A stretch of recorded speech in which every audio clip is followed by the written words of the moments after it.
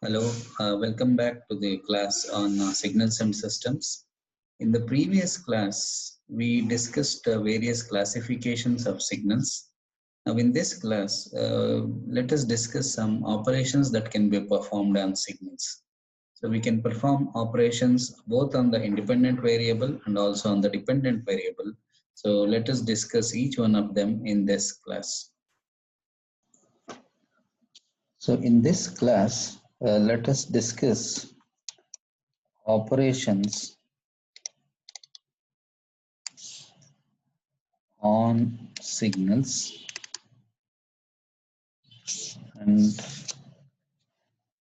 all of us know that any given signal x of t, for example, if x of t is a sine omega naught t, so t is the independent variable, and the magnitude of the signal depends on this independent variable. So this is the magnitude a, this will be minus a,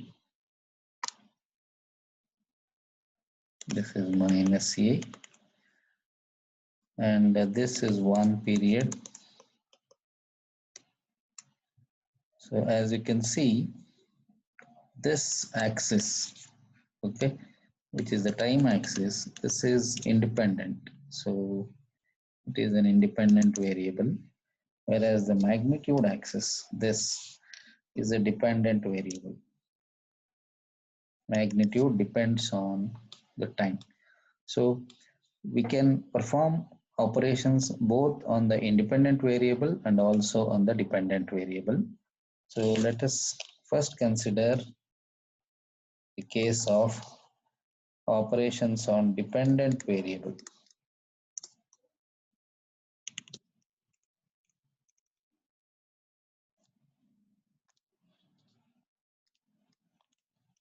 It is the magnitude of the signal. The first operation that we can perform, as all of you know, is what is known as amplitude scaling.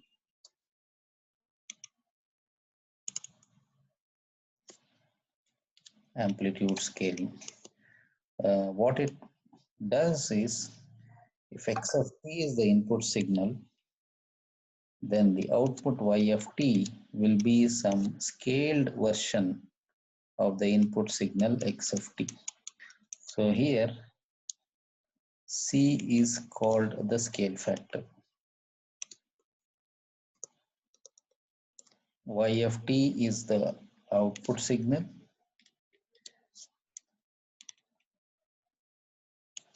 and x of t is the input signal.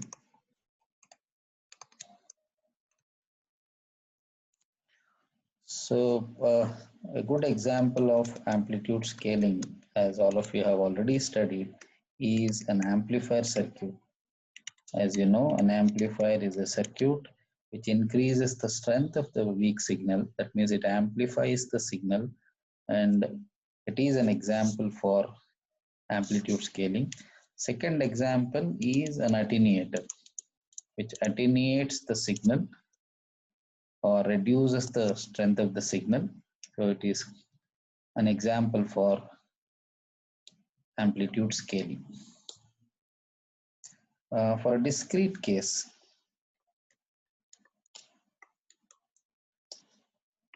I can write the expression y of n is the output signal is equal to some constant c times the input signal x of n.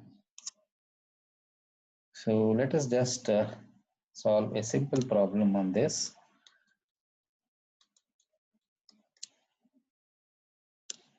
Say, for example, x of t is, say, some 2 sine omega naught t. Y of t is, say, some 10 times x of t. That means it increases the input signal by 10 times.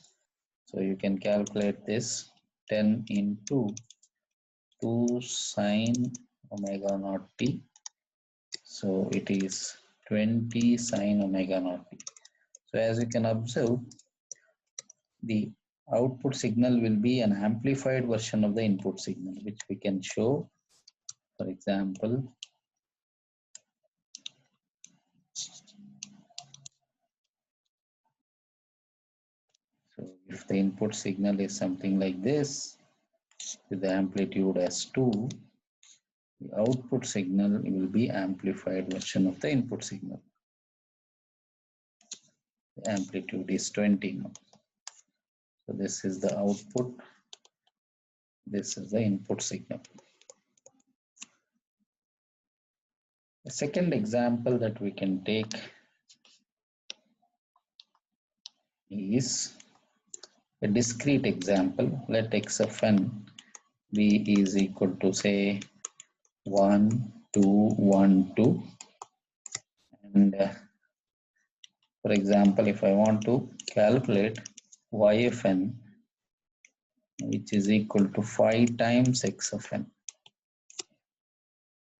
So let me just plot the signal. And this is the y-axis. This is x of n. So the signal is okay. One additional information is, if I show an arrow here, it indicates that that is a 0th sample. So at 0 the value is 1. At 1 the value is 2. Again at this is at 0, this is at 1. At 2 the value is 1. At 3 the value is 2. So when I amplitude scale, the output will be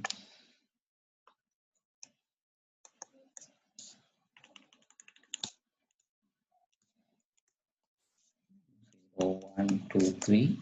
So each value gets multiplied with 5. So 1 into 5 is 5. So this will be 5. 2 into 5 is 10. This is 10. This is 5. And here it will be 10. So as you can see, phi of n is amplitude scaled version of x of n. So this is how we can perform amplitude scaling. Next, let us consider a second operation on dependent variable. So the second operation is addition.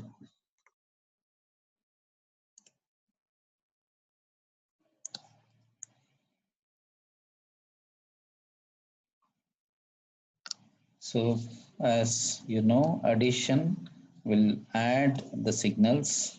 Let us assume that x1 of t is one of the input, x2 of t is the second input, then y of t is sum of these input signals, x1 of t plus x2 of t. So this is how addition operation is done. If the signal is discrete, then y of n is say x1 of n plus x2 of n. So this is how we can perform addition of the signals. And one good example of an addition circuit is an audio mixer. As all of you know, along with the voice signal, music will also be added in an audio mixer. So this is an example.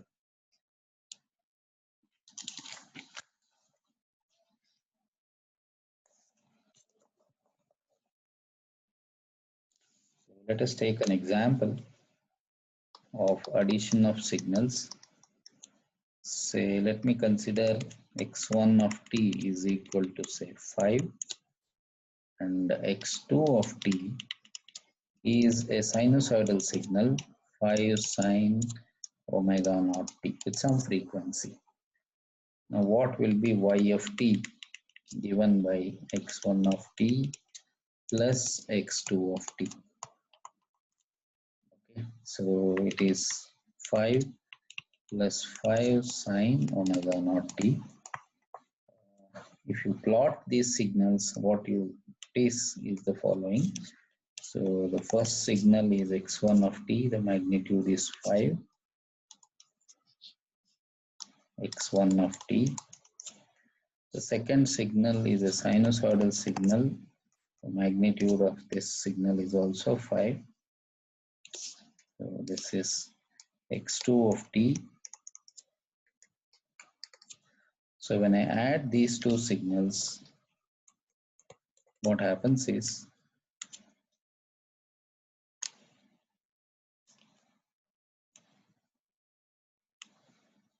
so you will get a signal this nature. This is what you will get, and this magnitude will be 10. This value is 5. This will be y2 of t. So what you notice is a signal which was having average value equal to 0 here at this point is now shifted. Okay, so the signal is shifted up where the average value is non-zero now. This operation actually you are going to discuss in a circuit called clamping. This operation is called clamping operation. So addition of the signals can be performed. So what we have done here is that every instantaneous value of time, we have added the signal values, the amplitude values. So this is how addition of the signal can be done. Let us take another example for a discrete time signal also. I'll take a discrete time signal.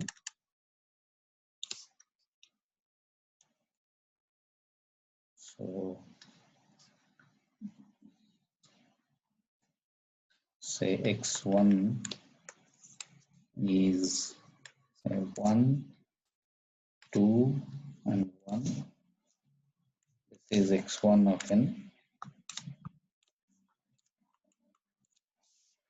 x1 of n, x2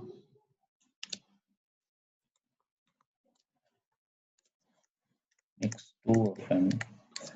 Say I'll just take 1 here, 0 here, another 1 here. So 0, 1, 2, the magnitude is 1. Now if I add these two signals, say x1 of n plus x2 of n.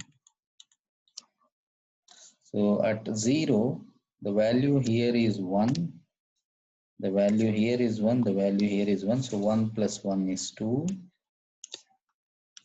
At 1, the value here is 0, whereas the value here is 2. So 0 plus 2 is 2. At 2, the value here is 1, the value here is 1. So 1 plus 1 is 2. So these are the values 0, 1, 2.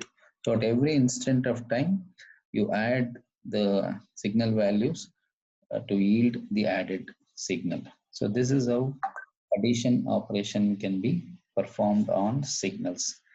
So in the next class, let us discuss some more operations on dependent variable.